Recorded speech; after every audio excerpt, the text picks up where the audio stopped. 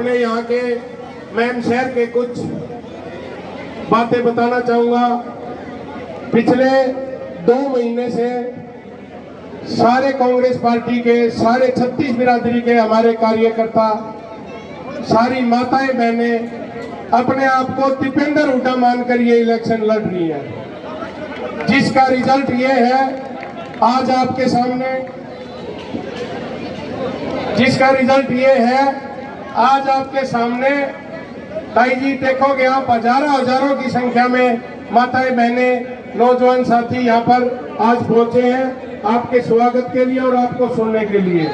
मैं आपको इन सब की तरफ से ये आश्वासन दिलाते हैं, हम सब 36 बिरादरी के कार्यकर्ता महम शहर के आपको आश्वासन दिलाते हैं कि आने वाली जो 25 तारीख है भाई दीपेंद्र हुड्डा जी के हाथ के निशान पर एक वोट, 36 बिरादरी की एक वोट भाई दीपेंद्र हुड्डा जी के पक्ष में डालकर भाई को कम से कम महम शहर से 5000 वोटों से भाई को जिताकर हम भेजेंगे।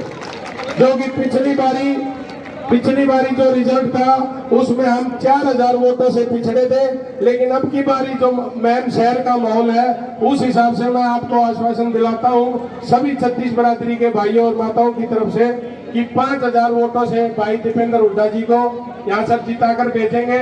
और आपका फिर मैं एक बार यहाँ पर 36 बिरादरी की तरफ से आपका स्वागत करता हूँ और मैं निवेदन करता हूँ अन्नू डांगी जी से वो आए और अपने विचार रखें।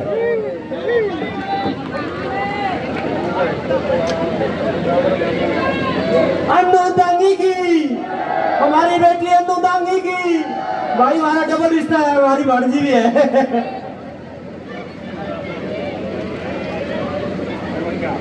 आज हमारे बीच में आए बहुत ही आदर और सम्मान के योग्य, मेरे लिए हमेशा प्रेरणा स्रोत रही हमारी आदरणीय ताई जी श्रीमती आशा हुड्डा जी हमारे बीच में आए हैं। मेरा पूरा महम का परिवार, मेरे बुजुर्ग, मेरी मातृशक्ति, और जैसा कि मामा जी ने बताया कि मैं महम की भांजी भी हूँ, मेरे नानके हैं, तो यहाँ पे आए सारे मेरी नाना नानी, मेरे मामा मामी, भाई भाभी, मेरे पूरे परिवार को राम राम।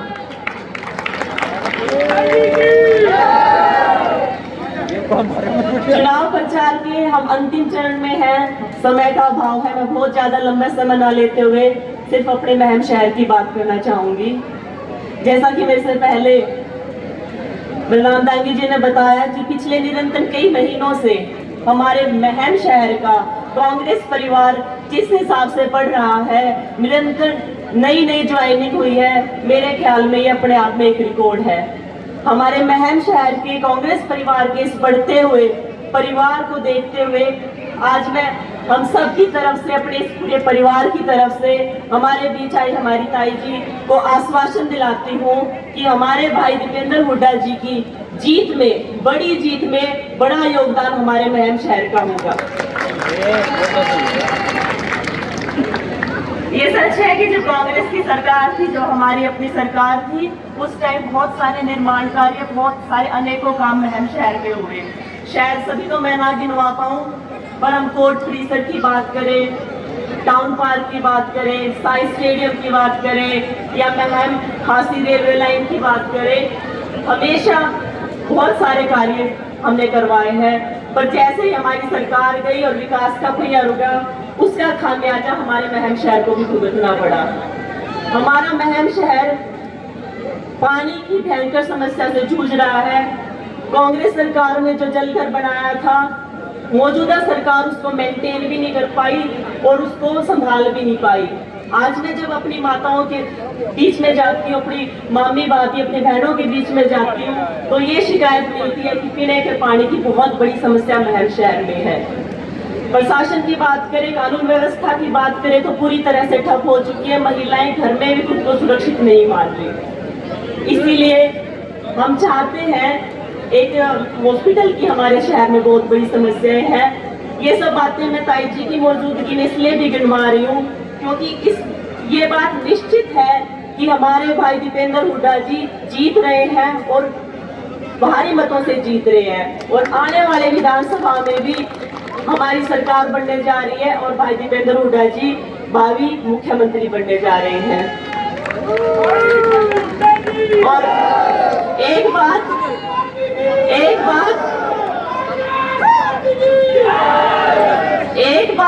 बार बार अपने प्रोग्रामों में भी कहते हैं और ये बात और ये विश्वास हमारा है कि 9 के 9 हलके में अगर सबसे बड़ी जीत कोई दे रहा है तो वो हमारा महम हलका है। आज ताई भी हमारे बीच में आई है और जो बच्चा अव्वल आता है, फर्स्ट आता है, जो माँ होती है उसको एक अलग से इनाम जरूर देती है। जीताएंगे हम अपने अव्वल लाने के प्रयास पूरे कर रहे हैं। महम हल्के के कार्यकर्ता हर कोई भाई दीपेंद्र बन के इलेक्शन लड़ रहा है और जब हम जीतेंगे, अच्छा समय आएगा तो हम उस अव्वल लाने का इनाम लेने भी आपके पास आएंगे। इन्हीं शब्दों के साथ आप सबका बहुत बहुत धन्यवाद।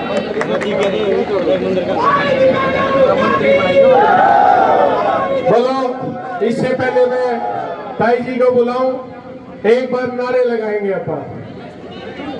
चौधरी भूपेंद्र सिंह हुड्डा की, सारे बोलो, चौधरी भूपेंद्र सिंह हुड्डा की, हमारी ताई आशा हुड्डा की, भाई दीपेंद्र हुड्डा की, कांग्रेस पार्टी की। अब मैं निवेदन करूंगा, हमारे बीच में पहुंची हमारी आदरणीय प्रेरणा स्रोत हमेशा हमारी रही हमारी ताई आशा हुड्डा जी से मैं निवेदन करूंगा वो आए और अपना संदेश हम सबको दें।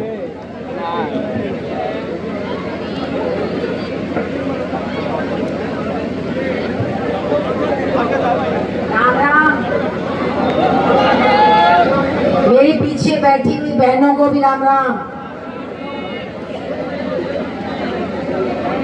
इधर भी खड़े हुए और इधर खड़े हुए सभी को राम राम।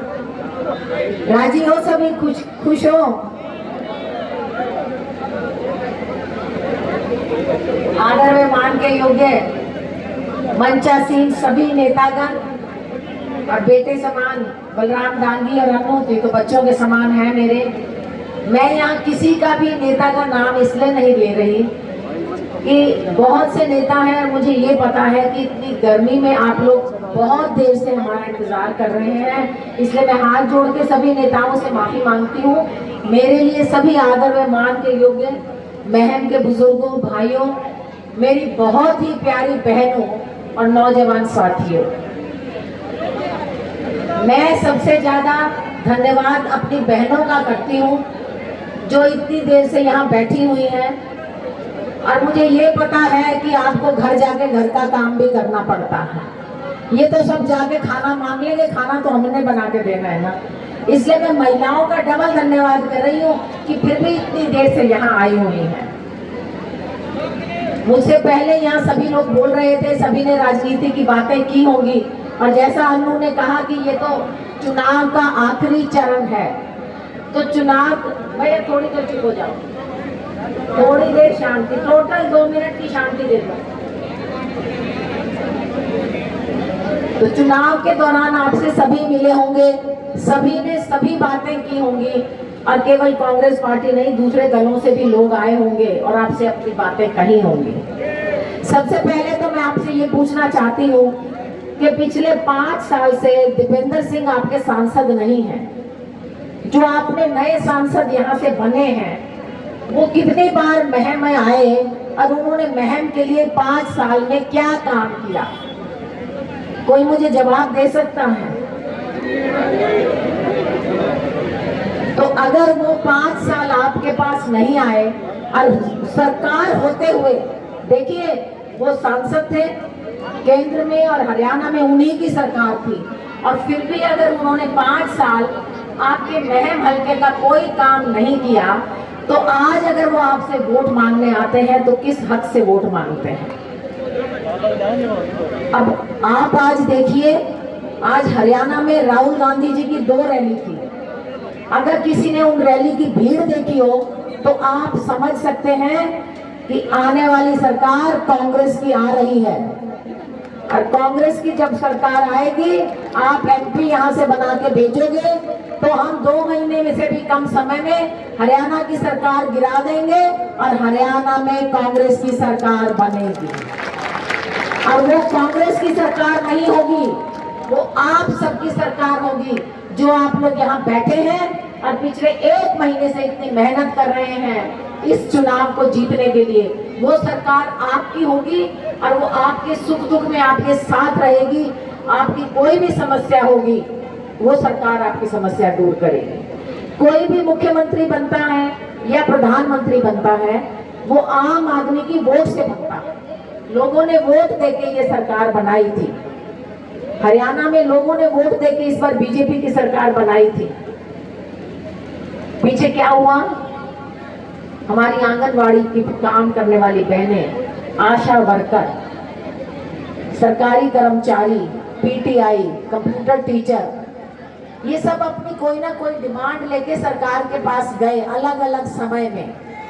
एक सरकार का फर्ज ये होता है कि अपने जो भी विरोध करने के लिए आए हैं उन्हें बुलाएं, उनकी बात को सुने और उसका समाधान निकालें।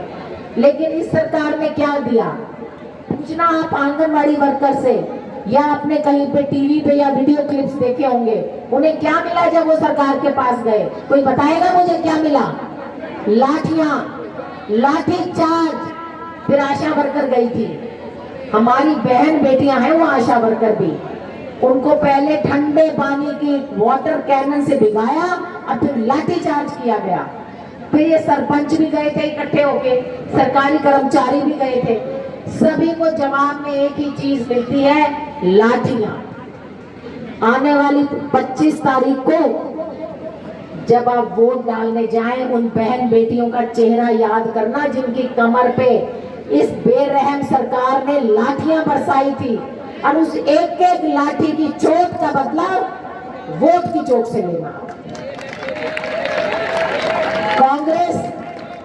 कांग्रेस कभी हिंसा और लड़ाई झगड़े में विश्वास नहीं करती, इसलिए हम अपनी बहन बेटियों की आन बान और शान के लिए उनका बदला वोट की चोट से लेंगे। यही नहीं, हमारी खिलाड़ी बेटियां ओलंपिक में गोल्ड मेडल लेके आई थी और अपनी इज्जत की रक्षा के लिए गुहार लेके जंतर मंतर पर धरने पर बैठी थी। उन्हें क्या मिला? इस बेरहम सरकार की पुलिस ने सड़क पे घसीट घसीट कर उनको पीटा। आज उन अपनी खिलाड़ी बेटियों का बदला लेने का समय है, नहीं तो आने वाली पीढ़ियों में हमारी बेटियां खेल खेलना बंद कर देंगी। एक एक चोट का बदला आपको वोट की चोट से लेना होगा। जो सरकार हमारी बहन बेटियों को इज्जत नहीं दे सकती, उसे राज करने का भी हक नहीं है। अब मैं आपसे आपके शहर की बात पूछती हूँ, मैम में पानी कितना आता है? मेरी बहनें बताएंगी कितना दुखी होती हो आप लोग पानी को लेकर। मैं पिछले इतने दिन से रोहतक में जहाँ जा रही हूँ, कलानौर में जहाँ जा रही हूँ, एक ही पुकार है कि जी पानी नहीं आता। जिस किसी एक आधी गली मोहल्ले में आता है तो गंदा पानी आता है। जीने का अधिकार है हमें, और जीने के लिए सबसे पहली जरूरत साफ पानी की है। और जो सरकार हमें पानी नहीं दे सकती, उसे जड़ से उखाड़ के फेंकने का समय आ गया। 25 को जब आप वोट डालने जाओ, अपने सूखे नलकों की तरफ देख के जाना, जो आपको पानी की दिक्कत है उसको याद करके जाना, और ऐसी सरकार लाओ जो आपके घरों में साफ पानी पहुंचाए, पानी की रेगुलर सप्लाई पहुंचाए। कानून व्यवस्था क्या है? हमारी बहन बेटियों की घर से निकलने की, कहीं चेन स्नैचिंग होती है, कहीं घर में घुस के चोरी होती है। आप देखिए रेलवे रोड रोहतक, सांपला, गोहाना, जहां देखिए दिन दिहाड़े गोलियां चला के फिरौती मांगते हैं। बहादुरगढ़ में एक नेता की गाड़ी रोक के दिन में 12 बजे 40 गोलियां मार दी गई। क्या आपको ऐसी सरकार चाहिए जो आपकी सुरक्षा भी नहीं कर सकती? हमें ऐसी सरकार चाहिए कि जहां हम सुरक्षित रहें, एक खुशहाली का माहौल हो, हम सुरक्षित रहें। और सबसे बड़ा खिलवाड़ इस सरकार ने हमारे युवा बच्चों के साथ किया है। पहले नौकरी निकलती है, बच्चे फॉर्म भरते हैं, फॉर्म भरने के पैसे भी लगते हैं, फिर फॉर्म भरने के बाद रिटर्न टेस्ट होता है, वो कोचिंग की तैयारी करते हैं, रिटर्न टेस्ट देने जाते हैं, फिर क्या पता लगता है पेपर लीक हो गया। आपने भी सुना होगा कि पेपर लीक हो रहे हैं। पिछले 10 साल में 40 से ज्यादा पेपर लीक हुए हैं। यहाँ पे काफी जवान बच्चे खड़े हैं, मैं उनसे पूछना चाहती हूँ, इतने पेपर लीक हुए, क्या आज तक इंक्वायरी होके कोई पकड़ा गया? पेपर कौन लीक करवा रहा है? किसी को सजा दी गई? ये हमारे जवान बच्चों के भविष्य के साथ खिलवाड़ है। जो आज से 10 साल पहले 30 साल का बच्चा था, वो तो ओवर एज हो जाएगा, नौकरी नहीं मिली। और अगर ये दोबारा आ गए, बाकी बच्चे भी ओवर एज हो जाएंगे। आपको ये सोचना है कि आपके बच्चों के भविष्य के बारे में चिंता कौन करता है। केंद्र में अगर हमारी सरकार आती है, राहुल गांधी जी ने अपने न्याय पत्र में लिखा है कि हम नकल को रोकने का, पेपर लीक को रोकने का इंतजाम करेंगे, और अगर कोई पेपर लीक एक बार हो गया, फास्ट ट्रैक के तहत इंक्वायरी करके पकड़ा जाएगा, उसको सख्त से सख्त सजा होगी, ताकि हमारे बच्चों को टाइम पे रोजगार मिले, हम टाइम पे नौकरियां निकालेंगे, सबको रोजगार देंगे। ये राहुल गांधी जी का भी वायदा है, और अगर हरियाणा में हमारी सरकार आती है तो हमारा भी वायदा है। हमारे बच्चों के साथ कितना बड़ा मजाक किया गया। मैं ये मानती हूँ सरकारी नौकरी सभी को नहीं मिल सकती। बहुत मेहनत करके दीपेंद्र ने पार्लियामेंट में लड़ाई लड़के महम और रोहतक के बीच में एयरपोर्ट मंजूर कराया था। क्या याद है आप लोगों को? जो यहाँ पत्रकार हैं आप उनसे पूछिए, और जो जवान बच्चे हैं वो गूगल पे जाके देख सकते हैं। एयरपोर्ट मंजूर हो गया था, फाइल तैयार हो गई थी। आप समझते हैं अगर यहाँ एयरपोर्ट आता तो क्या होता? एयरपोर्ट आता, लाखों रोजगार पैदा हो जाते, हमारे बच्चे घर बैठे नौकरी करते, उन्हें कहीं जाने की जरूरत नहीं थी। लेकिन इस सरकार ने वो एयरपोर्ट हरियाणा में नहीं बनने दिया, उस एयरपोर्ट की फाइल बदलवा के उसको यूपी शिफ्ट कर दिया। आज वो एयरपोर्ट यूपी में बन रहा है। ये हमारे बच्चों के जीवन के साथ खिलवाड़ है। मैं यहाँ बैठी बहनों से पूछती हूँ, हम बहनों को क्या चाहिए? हमें चाहिए एक साफ सुथरी जिंदगी, हमारे बच्चे अच्छी तरह पढ़ लाएं, उनको अच्छी नौकरी मिल जाए, हमारे घरों में साफ पानी आए, कानून व्यवस्था अच्छी हो, हम एक अच्छी जिंदगी जिए। इससे ज्यादा हमारी कोई इच्छा नहीं होती। ये सरकार आपको पानी नहीं दे सकती, सफाई की व्यवस्था नहीं कर सकती, कानून व्यवस्था इन्होंने ठप कर दी है, हमारे बच्चों को रोजगार नहीं दे सकती। और जहां तक मैं शिक्षा की बात करूं, इन्होंने यूनिवर्सिटी और इंजीनियरिंग और मेडिकल कॉलेजेस की फीस कई गुना बढ़ा दी है। सरकारी स्कूल बंद हो रहे हैं, उसका मतलब क्या है कि शिक्षा महंगी हो जाएगी। आम परिवार और गरीब परिवार का बच्चा उच्च शिक्षा नहीं ले पाएगा। जो बच्चा शिक्षा ही नहीं ले पाएगा, उसको अच्छा रोजगार कैसे मिलेगा?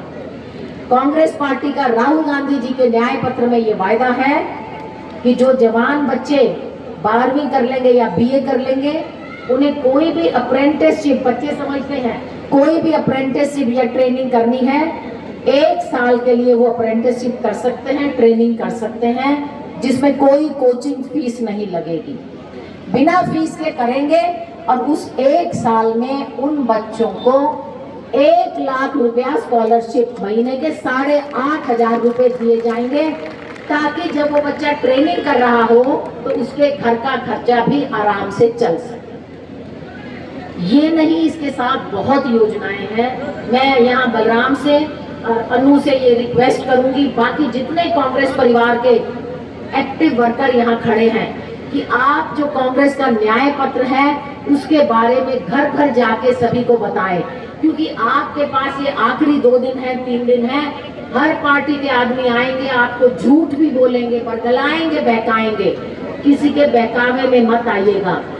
यहाँ बैठी हर महिला अपने बच्चे के भविष्य के लिए सोचे, अपने जवान लड़के के भविष्य के लिए सोचे, सोच समझ के वोट देना, किसी के बहकावे में मत आना। महिलाओं के लिए एक छोटी सी खुशखबरी और है, गैस का सिलेंडर 500 रुपए में मिलेगा। टीवी पे आप क्या कहते थे? टीवी पे आपने 2014 में सुनना शुरू किया था। 2014 में बयान आया था हमारे आदर व मान के योग्य प्रधानमंत्री जी का, कि गैस का सिलेंडर कांग्रेस सरकार ने महंगा कर दिया, हम इसको सस्ता करके 300 रुपए का कर देंगे। तो भाई आज गैस का सिलेंडर कितने रुपए में मिल रहा है? बहनों को तो पता होगा सिलेंडर कितने में भरवाते हैं। उन्होंने तो नहीं किया, 10 साल हो गए, कांग्रेस इसको 500 रुपए में करेगी। ये कांग्रेस का वायदा है। एक और आजकल टीवी पे आप सुनते होंगे, मोदी की गारंटी सुनते हैं ना। तो मैंने कुछ बीजेपी वालों से पूछा, जी बड़ी अच्छी बात है गारंटी दे रहे हैं, पर किस चीज की गारंटी है? बोले ये तो हमें नहीं पता। उनकी गारंटी की गारंटी है, पर किस चीज की गारंटी है ये किसी को नहीं पता। तो आपके पास जब वो लोग आए उनसे एक बात पूछ लेना, किस चीज की गारंटी है? किसी के बहकावे में नहीं आए, किसी के बहलावे में नहीं आए। आखिरी 3 दिन इलेक्शन के बहुत, एक तरह से देखा जाए तो पूरे पिछले 2-3 महीने की मेहनत और आखिरी 3 दिन की मेहनत बराबर होती है। मैं सभी से यही निवेदन करूंगी कि आज यहाँ आप लोग इतनी गर्मी में आए, इतनी देर बैठे रहे, तो ये तो पता है ये सारा कांग्रेस का परिवार है, ये कांग्रेस को वोट देंगे। इतना तो मुझे भी बस इतना तो मैं भी समझती हूँ कि जो यहाँ बैठे हैं ये हमारे कांग्रेस को वोट देने वाले हैं। लेकिन मैं आपसे केवल वोट नहीं मांगती, मुझे आपसे वोट से ज्यादा भी कुछ चाहिए। पिछले 10 साल से हम जब टीवी चैनल ऑन करते हैं, कोई भी खबर का चैनल लगा लो, आपको किसकी खबरें दिखती हैं? कांग्रेस का चेहरा दिखता है कभी? एक ही चेहरा, 2 चेहरे, एक ही पार्टी की खबरें, बाकी किसी पार्टी की खबर नहीं आती। तो भाई आप अगले 3 दिन टीवी देखना छोड़ दो, अपने टीवी सीरियल देखो, पिक्चर देख लो, गाने गुने सुन लो, टीवी मत देखो, क्योंकि उसमें झूठ के सिवाय कुछ भी नहीं दिखाई देगा। और एक और बात कहूंगी, मुझे किसी ने कहा कि जी उनका प्रचार तो टीवी पे होता है, टीवी पे कांग्रेस की खबरें नहीं दिखाई जाती, आप इनका मुकाबला कैसे करोगे? तो एक बात आपको बताती हूँ, जब ये देश आजादी की लड़ाई लड़ रहा था, और उस समय जो आज बीजेपी वाले कहते हैं हम देशभक्त हैं, ये उस आजादी की लड़ाई में अंग्रेजों के खिलाफ नहीं लड़े थे, इन्होंने अंग्रेजों का साथ दिया था। लेकिन जब कांग्रेस पार्टी देश की आजादी की लड़ाई लड़ रही थी, ना टीवी थे, ना रेडियो थे, ना अखबार थे। लेकिन अगर गांधी जी, सरदार पटेल या पंडित नेहरू किसी भी शहर में खड़े होकर ये कहते थे कि ये आंदोलन हम शुरू करेंगे, तो 15 दिन के अंदर अंदर सारे हिंदुस्तान में वो आंदोलन हो जाता था, बिना टीवी की खबरों के, बिना रेडियो के। कैसे होता था कि हमारे जो कांग्रेसी थे वो घर घर जाके बात करते थे। तो आज वही समय है जब टीवी हमारी खबरें नहीं चला रहा, भाई आप हमारे टीवी चैनल बन जाओ, आप हमारे लिए रेडियो बन जाओ, आप हमारे लिए सोशल मीडिया के चैनल बन जाओ, और आज से लेके अगले 2-3 दिन आप घर घर जाके प्रचार करो। आपकी वोट से काम नहीं चलेगा, यहाँ बैठे हर व्यक्ति को कई वोट जोड़नी पड़ेंगी। कोई परिवार, कोई जना हमसे नाराज है, कोई भाई नाराज है, कोई बहन नाराज है, उसकी नाराजगी पूछो, उसको समझाओ और मना लो। कोई किसी के झूठे बहकावे में आया है, उसको सच्चाई बताओ कि झूठ का विश्वास नहीं करते। एक और बात बहुत प्रचार करते हैं, कहते हैं ये मजबूत सरकार है। इस मजबूत सरकार ने देश को मजबूत किया है।